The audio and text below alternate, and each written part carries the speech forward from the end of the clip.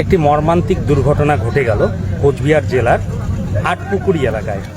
দুটো বাইকের মুখোমুখি সংঘর্ষে ব্যাপকভাবে আহত 4 জন। আজকে সরস্বতী পূজা উপলক্ষে দুটো বাইকেই ঘুরতে বেরিয়েছিল, কিন্তু ভাগ্যের কি নিষ্ঠুর পরিহাস, মুখোমুখি সংঘর্ষে তাদের প্রায় যান চলে যায় পরিস্থিতি। প্রত্যেকেরই কম বেশি মাথায় আঘাত লেগেছে এবং দুজনের পা একদম ভেঙে টুকরো হয়ে গিয়েছে।